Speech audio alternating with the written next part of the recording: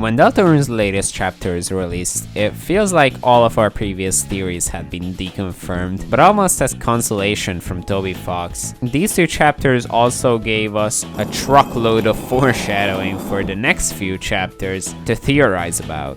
Now, this is not gonna be so much of a theory video. I'm more so gonna just go through all of the clues we got and try to decipher what they could mean for the future of this game. Oh yeah, spoilers for Deltarune, but you already knew that. Okay, on the topic of foreshadowing, I think there's no better place to start than the actual prophecy. Yeah, these glass panels that spell out literally the entire story of the game probably have some useful information about the future of the game. Now, what's interesting about these glass panels is that they appear in the church's dark world in chapter 4. Now, on some level, this does make sense, since the religion of hometown seems to be quite similar to this prophecy. I think this prophecy is literally like the dark world version of some like religious teachings in that church. In the first Dark Sanctuary, where we first find these panels, they don't give us a whole lot of new information. They more so prove that they are in fact a credible source of information to go by.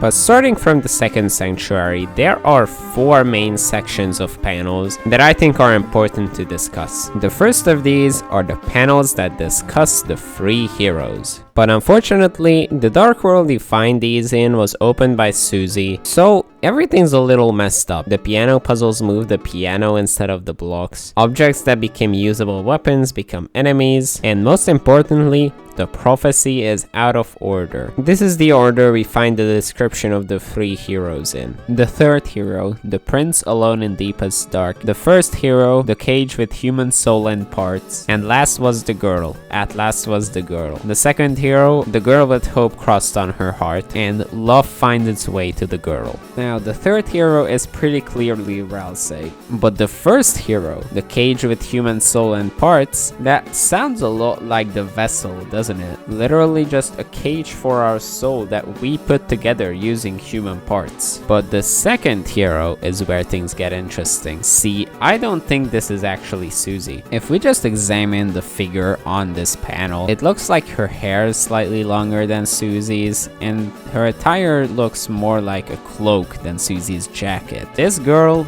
is supposed to be Noelle. If you think about it, in the dark world, she has that longer hair and the cloak, and she also has pencils that can turn into swords in the dark world. And in chapter 1, she originally offered to go get chalk for Alphys. This would also explain why Ralsei thinks that Susie should be able to equip ribbons while she can't. He's just thinking of the wrong person. It's also worth noting that Noelle and Ralsei both follow Kris's advice in battle, while Susie initially doesn't. But this last panel, love finds its way to the girl, then gains a whole new meaning. Think about it.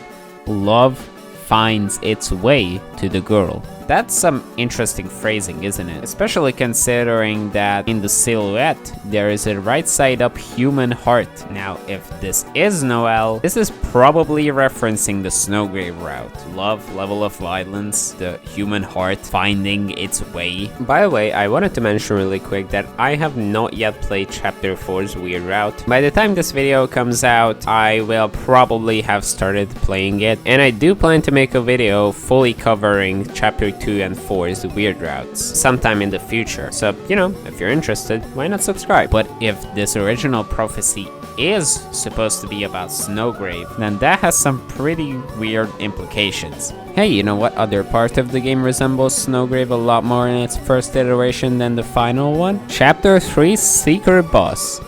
No, not you. I'll talk about you later. The actual secret boss. Or, well, more so the chain of events that's required to get to them. The secret boards in Chapter 3. I wanted to talk about these because these have a lot of clues that I don't really know what to do with, so let's just go through them. Now, these boards are pretty clearly a reference to Snowgrave. I don't think I need to explain why that is, but what's interesting is at the end of the second board, both Kris and Noelle get used up after getting the shelter key. Now I'm just throwing stuff at the wall here, but if anything, this kind of sounds like Kris is being used to carry out the will of whatever this person is, holding the shadow mantle. And maybe if this were to translate over to actual Deltarune, Kris realizing that might be the reason why they fight this entity. I mean, Kris is working together with the knight, so that could maybe be the entity in question here. Now, whatever this is that happens after the fight, I'm not even gonna try to explain that. Let's just go back to looking at the prophecy, specifically this panel right here. And last was the girl, at last was the girl. Now this panel can't be referring to the original girl, Noelle, because she is the second hero. And the phrasing of this panel implies that this came last, after the third hero was introduced. And the image on it is the icon for Root Buster. So I think this panel is referring to Susie, but as a different person than the second hero. But what's the point of all this, I hear you say? This video is about foreshadowing, isn't it? So what could this possibly mean for the future? Well, right after this, there's a whole section about you and Susie climbing up a tower where she tells you that she never really has been included in anything, and she's very happy to finally be part of something like this. I think if she somehow found out that she wasn't supposed to be part of it, she'd probably be very upset. Enough so that it could possibly be a future boss fight. I don't know. I think it's a very cool concept at least. But this is not the only interesting part of the prophecy. May I direct your attention to the part where it literally spoils the entire ending. The panels say that the roaring will 100% happen, and to save the world then, there is only one way. But before we get to see it, Susie shatters that panel. But what could have been on there? Based on her reaction afterwards, and the fact that Ralsei didn't want her to see it to not worry her, it sounds to me a lot like someone needs to die or be sacrificed in order to save the world.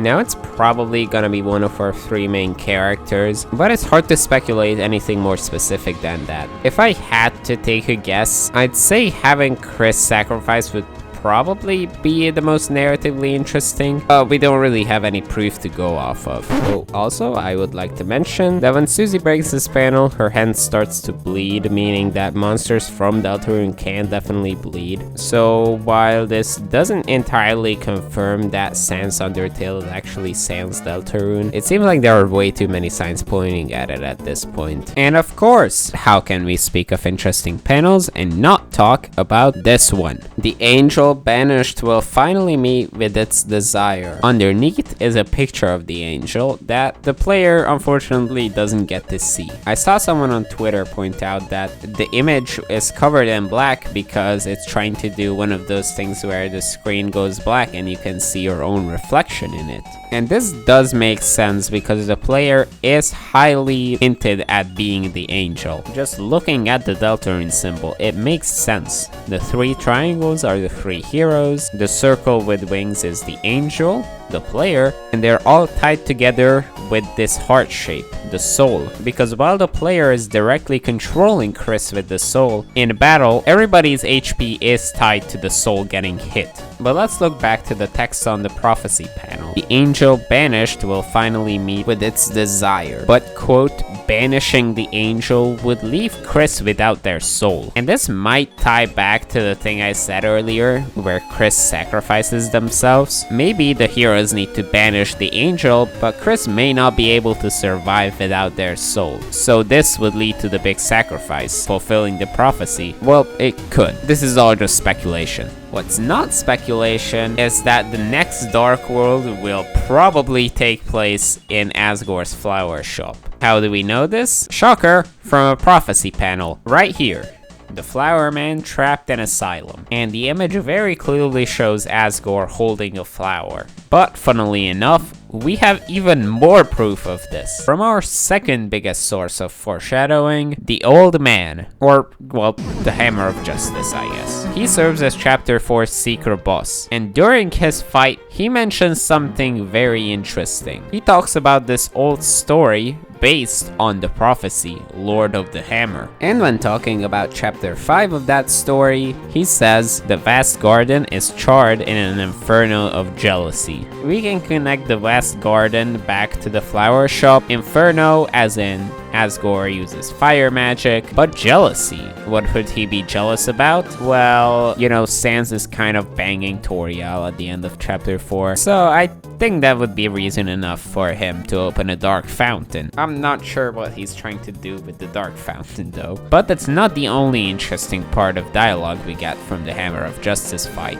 After chapter 5, he says there was only one chapter, but it never got written. He says the story became so overwhelming that it swallowed up the author himself. Now, what other character have we heard of where their creation swallowed them up? You know, Gaster falling into the core, but I'm honestly not sure where to go with that information. Later in the battle, he says an ocean of ink will wash across all of the pages. I think this is a reference to how the roaring will happen and darkness will wash across the entire light world. But there is one thing that can overwrite the darkness: a white pen known as Hope. This pen is what he believes Susie holds. But Susie mentions that Kris has the pen as their weapon and also confirms that her weapon is a hairbrush. So this definitely means that Kris has the pen that can overwrite the darkness, as in he's the key to stop the roaring. And maybe this also ties back to Kris sacrificing themselves. Who knows?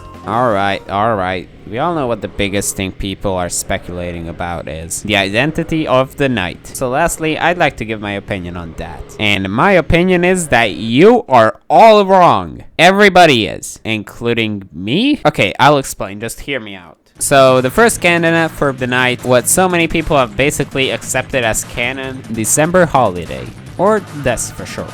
The main reasons I could find for this were the Find Her leitmotif in Black Knife and the knight wielding a bat-like weapon at first. Oh, and most obviously, the antlers. If we just assume that the light world counterpart to the knight also has antlers, that pretty much narrows down our options to somebody in the holiday family. Except Noelle, we already know what she looks like in the dark world. Now that we have our arguments for Death Knight, let's go through them and debunk them one by one. Firstly, the Find Her leitmotif in the knight's battle song Black Knife. It's very clearly in there. Take a listen.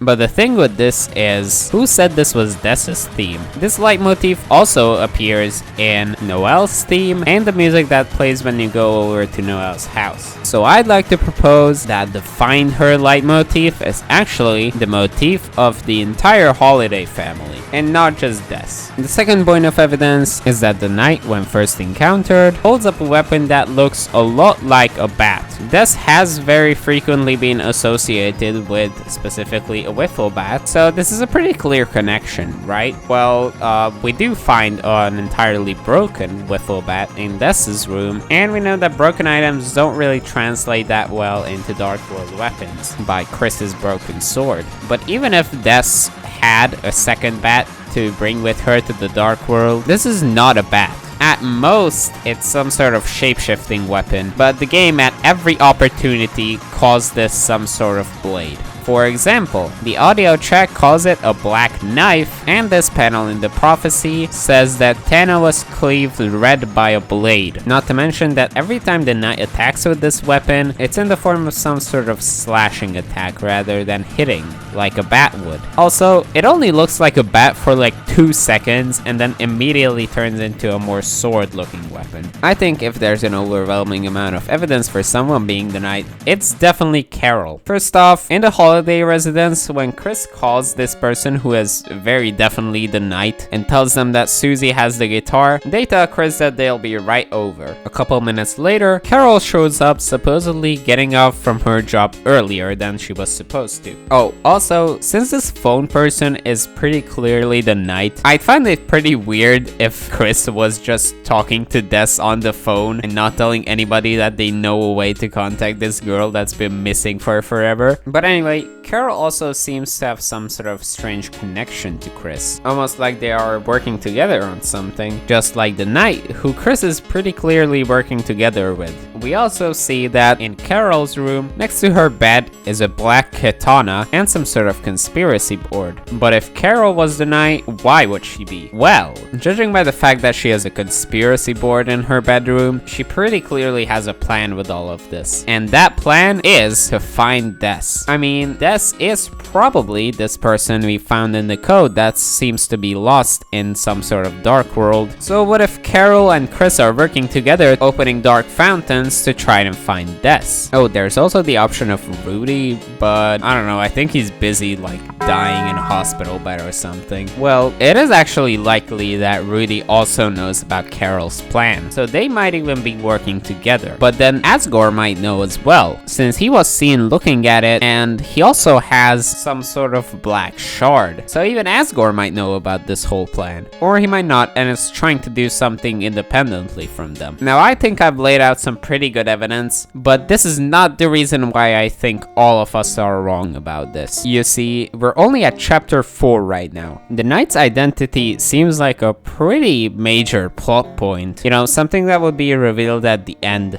And right now, in terms of real-world time, we are multiple years away from getting the last chapter of Deltarune. So why would Toby give us enough evidence to figure out the identity of the knight only halfway through the story? I mean, the evidence is all here, but it all kind of seems like a red herring, you know? So despite all this evidence, I don't think the knight's Des, I don't think the knight's Carol, I don't think it's Rudy. They definitely have something going on, but it might be entirely unrelated. So I'd like to propose the knight is a titan who somehow wasn't sealed inside of a fountain and is trying to bring the roaring to unleash all the other titans. What evidence do I have for this? I don't know, he kind of looks like this one. And in the light world, he'd kind of move between the shadows, that's why no one ever sees them. Kind of like this. Now obviously, I have nothing to back this up. I'm saying this just so I have the slightest chance to tell everyone I told you so when chapter 7 comes out. Hi there, welcome to the end of the video. This video was originally going to be just me explaining everything good about Deltarune chapters 3 and 4, but I realized that would just be everything, so I figured this would probably be more interesting. If you like Deltarune speculation, why not check out this older video I have where I try to predict Deltarune's final boss, but without all the information from chapters 3 and 4. Well, that was it for today. I guess I will see you all next time.